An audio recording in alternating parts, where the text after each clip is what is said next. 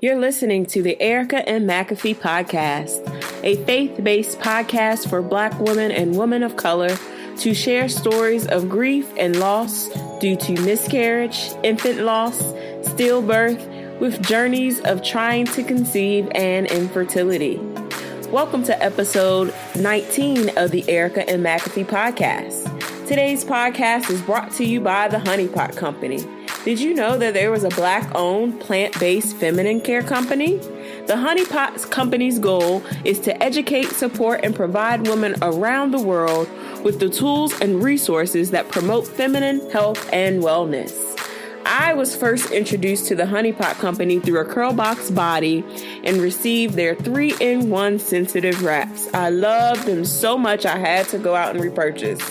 To learn more about the Honey Pot Company and to get a discount on their products, visit ericamcafee.com/honey for more information. In today's episode, Tanika Dillard shares her recurrent pregnancy loss story, including second trimester losses and a stillbirth. Tanika Dillard is a natural leader, motivational speaker, and trusted counselor to her peers. She is a credentialed certified birth and bereavement doula, where she offers compassionate physical, emotional, and spiritual support to expectant families in any trimester and any birth outcome. Tanika's passion for breaking the silence of pregnancy loss positioned her as a founding member and facilitator for Share Upstate Pregnancy and Infant Loss Support Group. Her efforts to honor the lives of her children and increase awareness on the taboo subject have uniquely connected her with medical professionals and grieving families across the globe. In August 2014, Tanika embarked upon a new phase in the literary revolution by releasing Building a Family Breaks My Heart, a best-selling novel inspired by her blog writings. Building a Family Breaks My Heart is a magnificent work of art, capturing the essence of despair from loss and the beauty of dreams fulfilled. The novel is sure to capture and connect the hearts of those who have experienced pregnancy loss, infertility, or supporters of those who have. And I personally set up all night and read Building a Family That Breaks My Heart before this interview, and it touched me so much. I was so excited to get Tanika on this podcast, as well as for you all to learn about her story, learn about the work that she's doing with Share Upstate, and then also go find her on the internet. She did a TED Talk, which was awesome, which I'll make sure that I link in the show notes. But here is Tanika Dillard. Well, thank you, Tanika, for being a part of the podcast. Thank you so much. I'm honored to be here with you. All right. So as we get started, I like for my guests to tell a little bit about yourself and then go into your lost story. Okay. So again, my name is Tanika Dillard. I am from South Carolina. Most importantly, I am a wife to an amazing man, Christopher Dillard.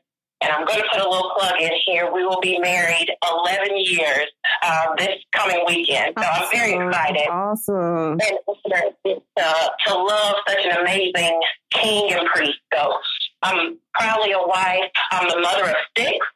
My husband and I get to parent 2 of those 6.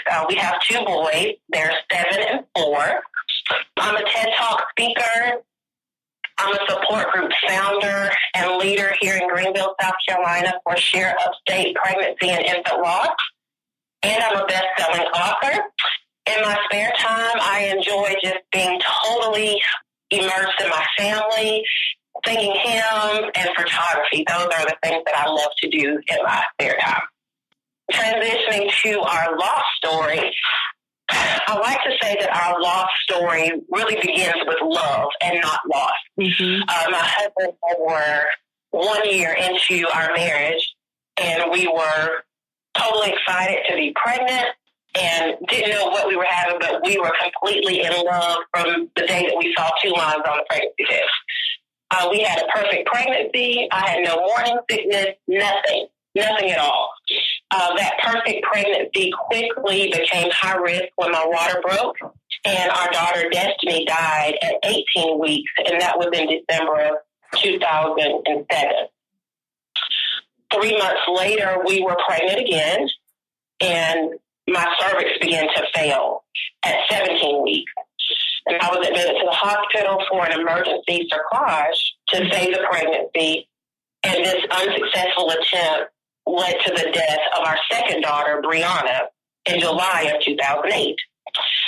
So after her death, I was diagnosed with incompetent cervix. Mm-hmm. So there was nothing wrong at all with my daughters. It was just my body wasn't strong enough to carry the weight of the pregnancy. And this is what we share in common, Tanika, is that I had also had an incompetent cervix on my second loss. And I had my second loss of a daughter who was Brielle at 18 weeks. Amazing. Mm-hmm. The similarities of that story. Mm-hmm. Yeah. So after that diagnosis of incompetent cervix, I researched all of my options because I didn't want to keep going through loss after loss after loss.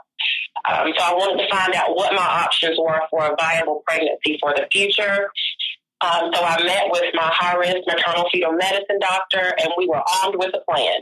We knew that we'd get pregnant, that I'd be followed every 2 weeks by the high-risk OB, and that I'd have a cerclage placed at 12 weeks, and that at 38 weeks, I'd be bringing a baby home. That was the plan, and we were not deviating from it. Right. So everything was planned. 12 weeks, I had the cerclage placed, but at 19 weeks, my cervix began to fail, even with the cerclage in place. Mm-hmm. So my daughter Madison was born in July of 2009, and she lived for 9 hours before she died and joined her sister. Mm-hmm. This perfect plan that we had failed. Mm-hmm. But I did some research, and I wanted to find out who the expert was that could deal with and treat an incompetent cervix. And I found a wonderful, amazing physician in Chicago, Dr. Arthur Haney at the University of Chicago, who has been specializing in abdominal cerclages for over 30 years. And I had a cerclage placed with him, and he said, go wait 3 months, and then you're free to try again. And so almost, 90 days to the T, we were pregnant. Yeah. And we welcomed son, Ethan, in August of 2010. He was our first take-home baby. Just an amazing journey. Having him experiencing all the joys of a pregnancy. And from that moment on, the moment that we held him, we heard him cry. We knew in our heart that our story of loss was behind us.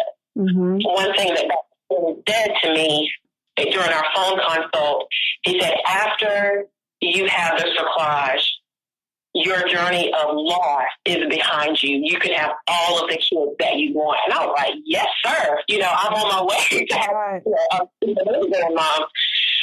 So we put out that we would have another loss. Well, 6 months into Ethan's life, we were pregnant again by surprise. Mm-hmm. I was already 4 months pregnant when we found out. Okay. Oh, yeah. Yeah. That was a fun surprise for everybody. But the pregnancy was great. I continued with the same plan, being followed up by my high-risk doctors, and everything was great. Up until my very last ultrasound, before my C-section, I went in, and there was no heartbeat. And our son, Israel Grayson, was born December 8th of 2011. And he was a full-term stillbirth because the cord was wrapped around his neck. So an absolute shock to our family, our community. We were not supposed to be associated with loss again. Mm-hmm. And my husband said, if you don't want to try again, I understand. We don't have to do this again. And I said, absolutely, I am going to do it again because I'm not ending on a loss. We've lost a lot, but we haven't lost everything that we can't start over. Mm-hmm. So we didn't know how long we would wait. And the doctor said, take a year. And I was like, I'm not waiting a year, but, we'll just let our hearts guide us into the timing of when we would try again. And I knew it was time in the summer of 2012.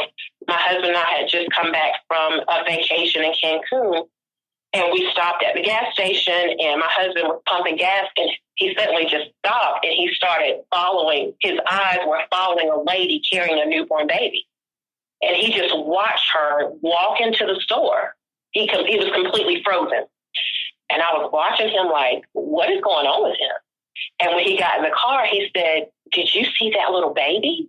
And I was like, yeah, it looks like, it's a newborn, like just a couple of days old, how tiny it was. Mm-hmm. And he was just, oh man, I just love that. I love seeing newborns. And for me, that was the message to say, it's time to try again. Mm-hmm. And so 9 months later, our second son, Evan, was born. So that's the 50,000 foot view of our lost story, but it has been quite a journey of highs and lows and gains and losses, but I wouldn't change a thing. It has made me a better person. It has made our marriage stronger, our faith deeper, and the people that we have come into relationship with and have been able to support have been amazing. So our children's lives make a difference every day. Every time we're able to share their story and to offer hope, their lives matter, and they continue to be validated when we're able to help others. Awesome. So let's talk about your book, because your book goes into a lot more detail about your losses, your thought process, your journals. You even have journal entries in there, which I thought was amazing for us to actually get into kind of your head on where you were during and in between your losses. So let's talk about your book. Right. Building a Family Breaks My Heart is the book that I'm referring to. So let's talk about that. Okay. So Building a Family Breaks My Heart started out as a blog. I've always enjoyed, expressing feelings, usually with poetry or in, music, writing songs, what have you. But writing a book was never on my bucket list, ever. Mm-hmm. But after Destiny died, I couldn't sleep. I had restless nights, and I didn't want to keep waking my husband up at 2 and 3 o'clock in the morning to talk about, the fact that my breasts were leaking and I didn't have a baby to feed or, whatever was going on emotionally with me. But I had a million thoughts in my head, mm-hmm. and I needed to get them out.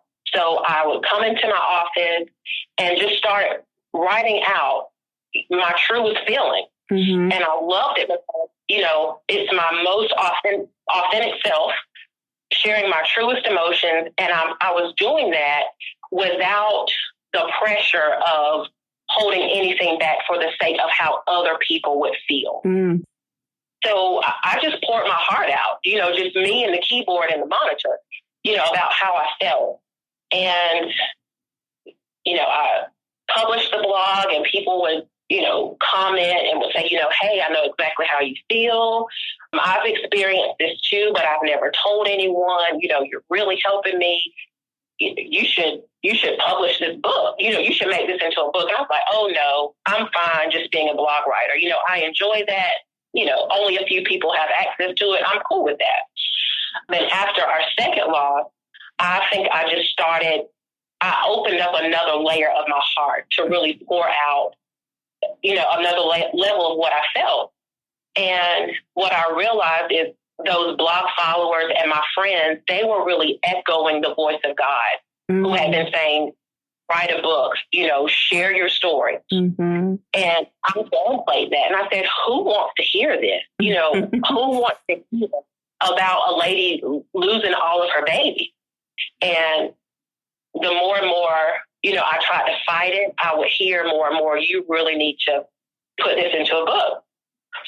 So after Madison died, after our third loss, I was like, okay, I'm just going to start writing a book, and whatever happens, happens. Mm-hmm. So I started the book, and it took me 2 years to publish it, mm-hmm. because I would write some, and then I would heal some. Mm-hmm. I remember in color, if that makes sense. Mm-hmm. I remember the color of my doctor's eyes. I remember what people have on. I just remember in detail. And so whenever I would write, I would go back to that very moment. Mm-hmm. What I realized in that writing was I was so focused on having another baby to cover up my pain that I never dealt with the grief. Oh, so wow. in between the pages of Building a Family Breaks My Heart, you can't see it, but it's there. In between those pages, there's healing that took place in between those pages, because I didn't stop my plan of having babies in order to grieve and to heal. But as I went back to write, and I wrote about all of that pain, the Lord was like, okay, stop. Will you stop now and allow me to heal you? Mm-hmm. And there were times that I would write, a chapter, and I would walk away from that book for 2 months so that the Lord could pour his oil into my soul, so that I could recover and that I could heal, so that I could take this message of brokenness and what seems to be hopelessness and turn it into something that's going to help someone else. So I wasn't rushed to get it done. I knew that it would come out at the exact time that it needed to. And it's been confirmed over and over again that it came out on just the right day at just the right time. Mm-hmm. Wow. And I told you before we started this podcast that I sat and read it in one session because I was just so in awe, and I was just so blessed, being, 5 years from my loss of my first son.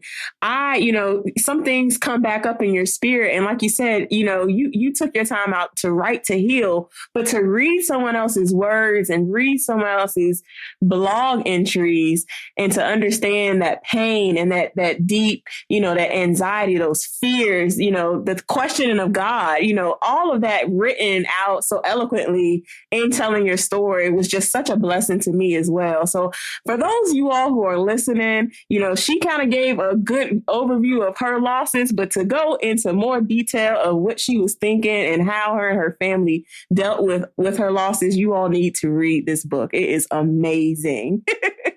So that's my little testimony. It is amazing. It is amazing.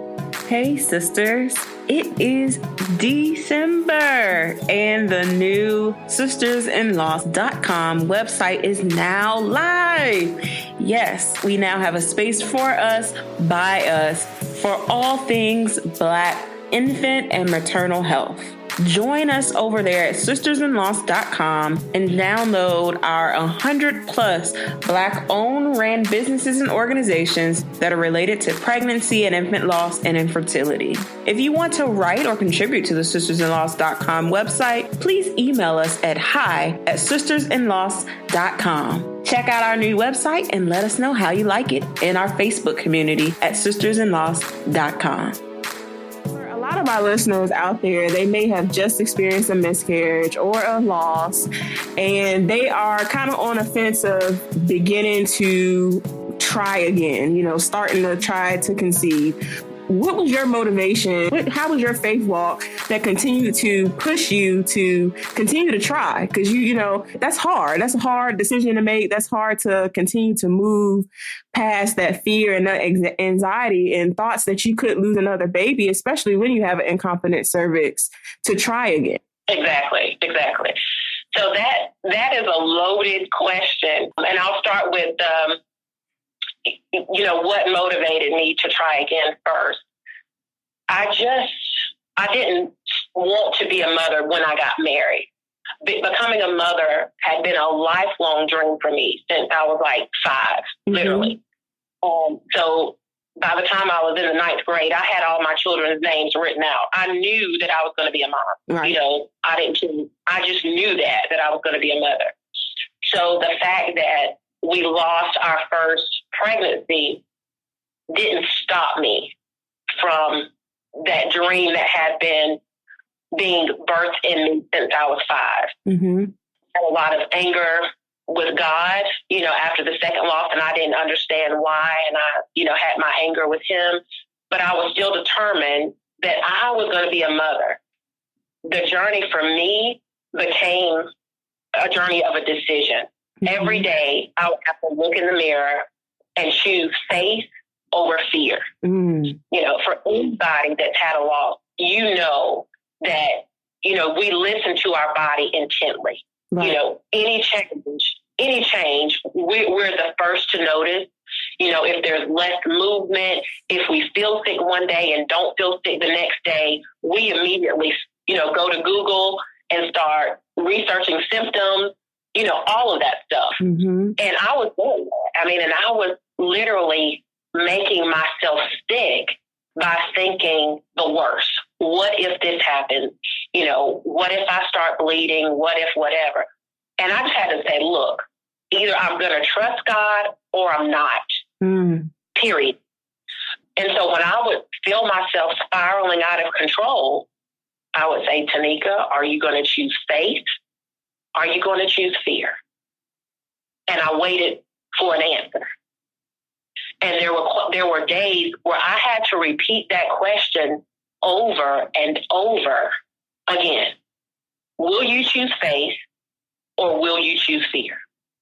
So for those that are, you know, you've had a loss in the past and you are totally gripped with fear, you're thinking, you know, what if I get pregnant again? And what if I lose another baby? I'm not here to offer you false hope. It can happen. It happened to me. But what if you get pregnant again? And what if you bring home a baby that's alive? You never know what you're able to do until you do it. So my thing is, if your dream, if your goal is to become a mother, to have children, don't let one loss overshadow the power of a dream. Dream and determination are much more powerful than fear ever could be. You have to make your fear work for you, not you don't work with your fear. You have to make fear work for you. So whenever those thoughts come in your mind to say, what if I lose a baby? You have to make that fear work for you. And that's when your faith kicks in and say, you know what? Even if I lose, it's not going to be because I don't try.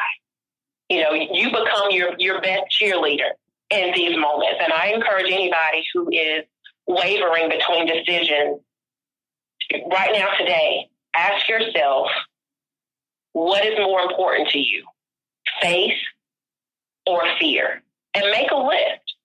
Get out a piece of paper, write faith on one side and fear on one side. What can your faith do? What can your faith produce? And what can your fear produce? And weigh your options. Weigh your options. What's more important to you? So that's my challenge to those that are thinking of, you know, embarking on the journey of trying again. Ask yourself the question, faith versus fear. And you decide if you're on team faith or team fear. Those are excellent questions to ask yourself throughout that journey. So let's talk about you're certified and you're credentialed as a birth and bereavement doula. Can we talk about what a doula is and then what you did as a birth and bereavement doula? Okay, perfect. So a doula, specifically a birth and bereavement doula, is someone who comes alongside of the pregnant woman and her family. It's not just for the pregnant woman, but to support the family before, during, and after the birth of the baby. So we're not, you know, the physician that delivers the baby. We're not, you know, the midwife, but we are there to provide the physical and emotional support for those that are birthing a baby. The bereavement doula has an extra special role in that the doula preserves memories of the baby and does that, incorporating the mom, the dad, the siblings, etc. What's most important is that the bereavement doula sits down with the family prior to the birth to develop a birth plan, to talk about, you know, what is it that you want to do for this baby once the baby is born. You know, do you want to bathe the baby? Do you want to wash the baby's hair? Do you want to dress the child? You know, all of the things that you want to do, that bereavement doula is there to write out all of the plans so that when that baby is born, there's not a professional in your face asking you to make decisions. The bereavement doula is there to make sure that every moment that you have with that child is about you making memories with that baby rather than making decisions and taking you out of that element. So the birth and bereavement certification came through a wonderful organization called stillbirthday.com. Stillbirthday.com. And the lady that founded it experienced the death of her son, and she wanted to do something to empower, you know, other women to be a support, come alongside those that will walk the journey of grief, and just to make us better aware of the needs of the grieving community and how to support those families. What was that website again? So we can make sure we put it in the description box and in the show notes. Yes. It's stillbirthday, STILL, birthday.com. And what that means is, although your child passed away, they still have a birthday. They still have a life that's worth celebrating. So that's how she came up with that name. What are some resources that are out there or that you use during your loss journey and for other lost moms? Okay. There are thousands of resources out there. One that I strongly recommend, and this is a national organization of which we started our organization from in South Carolina. It's called National Share Pregnancy and Infant Loss Support Group. Mm-hmm. And that website is nationalshare.org. So no matter where you are, you can go to National Share and you can connect on that website, and it will connect you with local support groups in your area. So one thing that was most helpful for me with starting out with our grief support is the fact that, you know, I wanted to talk to somebody. You know, online support is great, but I wanted to talk to somebody. Mm-hmm. You know, it's different. You know, online support is wonderful because they're there at 2 and 3 o'clock in the morning when you're awake, but you don't get the emotional, physical support through the online resources. So I advocate for support relationships. You know, there's nothing like sitting around a room of other grieving families and who may be at different aspects of their grief journey, but just to sit beside another mother or another father that's grieving and just to put your hand on their hand or put your hand on their back to say, I understand. You're not alone. That connection is powerful. Mm-hmm. So I encourage twofold connection. You know, get connected with an online support group, and there are numerous, you know, to choose from. But then also go to nationalshare.org and find a local support group in your area where you can physically go and make connections and build relationships with other people that have experienced loss. One thing that you will find in the loss community that you may go in and think, you know, I have very little to offer. I'm just coming to cry and to tell my story.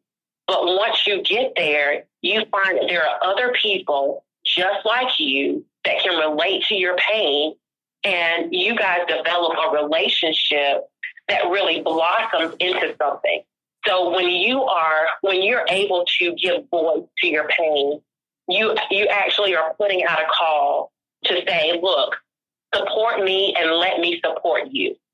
It's a mutual exchange. So in addition to support groups, I advocate for bereavement conferences. There are numerous conferences around the U.S. Mm-hmm. There's one specifically coming up here in South Carolina next month. It's called Hope and Help for the Holidays and Beyond. Okay. And it's wonderful. Hope and Help for the Holidays and Beyond is the conference. But they specifically talk about the loss of a child. Mm. And then another resource, there's numerous books. Of course, Building a Family Breaks My Heart. Shameless plug for that. Get that. There are, a lot of websites, but I think if you go to nationalshare.org, it can be just a hub to get you to other resources that can help. What encouraging or inspiring words can you give to the other lost moms out there? The first piece of advice I would give, and it's going to sound very simple, but it's very powerful. And that is just to breathe. To breathe. Take a moment. Realize where you are, how you got there. To breathe and to remember how far you've come. For the lost moms, you've experienced the worst. And the worst is behind you and you've lived through it. So just take a breath, get a second wind, and plan your next step.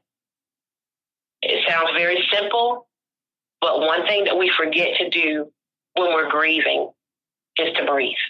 I know it's an involuntary action, but we carry so much stress and anxiety that we just forget to do the simple thing, just to breathe. The second thing is, don't apologize for your feelings. The first thing that usually people do when they break down and cry about their child is say, "Oh, I'm sorry. Don't apologize. Own that. When you reframe your reference of grief, you realize that grief is a byproduct of love. And Zig Ziglar said it best in a quote that says, "If there were no love, there would be no grief. If there were no love, there would be no grief." So grief is a byproduct of love. And so however you show that grief, don't apologize for it, because your tears are a sign of love. When you look at it that way, you feel liberated to cry if you need to. And lastly, I encourage women and men, moms and dads, to break the silence. I can't echo that enough. That there are so many people that carry the weight of loss and they keep it to themselves because there's shame associated with it. There's guilt associated with it. But if there's one message that I can encourage you to do, that is to break the silence. When you do that, you will be amazed at the army of support that will just come alongside you and say, "I understand. I've lost a baby too." Whatever it is, break your silence and allow other people to walk alongside you to turn the page in your grief. Where can we find you on social? On social media, you can find my page as Building a Family Breaks My Heart on Facebook. If you want to purchase any of my products, the book, or I have a Sacred Lullaby as well. Both of those are available on Amazon. You can just type in my name into Amazon and you can see the products that are available. And I will make sure that I have direct links of all of those in the description box, as well as the show notes. Thank you so much, Tanika, for sharing your story and sharing your light on the podcast. It's such a blessing. And like I said, those who are listening, you need to go get this book, Building a Family Breaks My Heart. You need to go purchase it and read it and just get blessed by her message and what God has done through her. Erica, thank you so much. Thank you for listening to today's episode. I pray that the show was inspirational and a blessing to you. The show notes and links for today's podcast can be found on ericaandmcafee.com/podcast episodes. Now it's time for you to tell your story. Visit ericaandmcafee.com for more information on how to be a part of the show.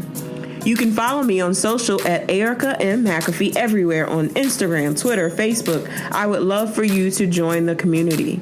We need your feedback on the Erica and McAfee podcast. For those of you listening in iTunes, please go to iTunes and rate and review the show. Keep the faith, and I will talk to you next Wednesday.